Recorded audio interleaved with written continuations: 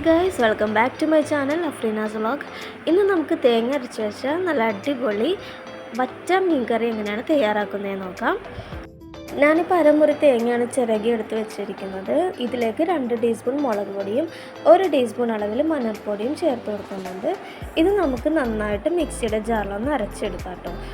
തേങ്ങ മുങ്ങിക്കിടക്കുന്ന അത്രയും വെള്ളം ഒഴിച്ചു കൊടുത്താൽ മതിയാവും.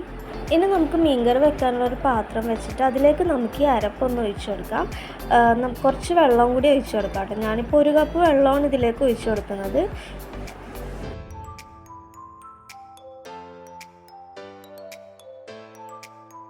എന്നിട്ട് നമുക്ക് ഇതിലേക്ക് ആവശ്യത്തിന് ഉപ്പ് ചേർത്ത് കൊടുക്കാം. ഉപ്പെല്ലാം ആഡ് ചെയ്തതിന് ശേഷം നമുക്ക് പാകത്തിന് ഉപ്പുണ്ടോ എന്നൊക്കെ ഒന്ന് ചെക്ക് ചെയ്ത് നോക്കാം കേട്ടോ. ഇനി നമുക്ക് എരിവിനനുസരിച്ച് പച്ചമുളക് ചേർത്ത് കൊടുക്കാം. ഞാനിപ്പോൾ 3 പച്ചമുളക് 2ആയി ഒടിച്ചിട്ടാണ് ഇതിലേക്ക് ആഡ് ചെയ്ത് കൊടുക്കുന്നത്. ഇനി നമുക്കൊരു ചെറിയ കഷ്ണം ഇഞ്ചി ചെറുതായിട്ട് അരിഞ്ഞത് ഇട്ട് കൊടുക്കാം. പിന്നെ ഞാൻ നേരത്തെ വെള്ളത്തിൽ കുതിർത്ത് വെച്ച കുടംപുളിയും കൂടി ഇതിലേക്ക് ചേർത്ത് കൊടുക്കുന്നുണ്ട്.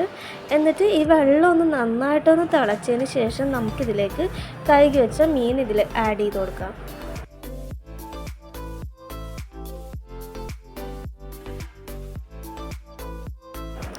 ഇനി ഇതെല്ലാം നന്നായിട്ടൊന്ന് തിളച്ച് വരുന്നത് വരെ നമുക്കൊന്ന് വെയിറ്റ് ചെയ്യാം.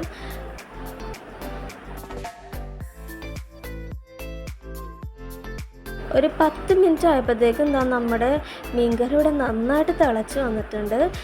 ചാറൊക്കെ നന്നായിട്ടൊന്ന് കുറുകി വന്നിട്ടുണ്ട്. നമുക്കിനി ഫ്ലെയിം ഓഫ് ചെയ്യാം. ഇനി ഒരു പാൻ വെച്ചിട്ട് നമുക്കിതിലേക്ക് 2 ടേബിൾ സ്പൂൺ അളവിൽ വെളിച്ചെണ്ണ ഒഴിക്കാം കേട്ടോ. വെളിച്ചെണ്ണ ഒന്ന് ചൂടായി വന്നിട്ടുണ്ട്. നമുക്കിനി 1 ടീസ്പൂൺ അളവിൽ ഉലുവ പൊടിച്ചെടുക്കാം.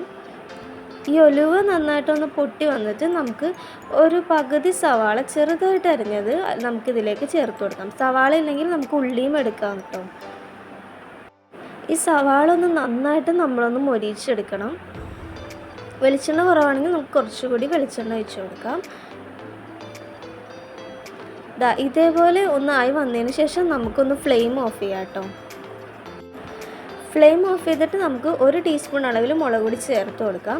മീൻകറിയിലുള്ള മുളക് പൊടി കൂടുതലാണെങ്കിൽ നമുക്ക് കുറച്ചെടുക്കാം. അതല്ലെങ്കിൽ നമുക്ക് 1.5 ടീസ്പൂൺ അളവിൽ ചേർത്ത് കൊടുക്കാം കേട്ടോ. അപ്പോൾ ഇത് നമ്മുടെ താളിച്ചൊഴിക്കാനുള്ള സവാള എല്ലാം റെഡി ആയിട്ടുണ്ട്. ഇനി നമുക്കിത് മീൻകറിയിലേക്ക് ഒഴിച്ചു കൊടുത്ത് ചെറുതായിട്ടൊന്ന് മിക്സ് ചെയ്തിട്ടെടുക്കാം. അപ്പോൾ നമ്മുടെ ഇന്നത്തെ വറ്റ മീൻകറി റെഡിയായി വന്നിട്ടുണ്ട്. അപ്പോൾ ഇന്നത്തെ എൻ്റെ റെസിപ്പി എല്ലാവർക്കും ഇഷ്ടമായെന്ന് വിചാരിക്കുന്നു. ഇഷ്ടമായിക്കഴിഞ്ഞാൽ ലൈക്ക് ചെയ്യാനും ഷെയർ ചെയ്യാനും ആരും മറക്കരുത്. അപ്പോൾ അടുത്തൊരു വീഡിയോ ആയിട്ട് നമുക്ക് ഇനിയും കാണാം. Okay, by.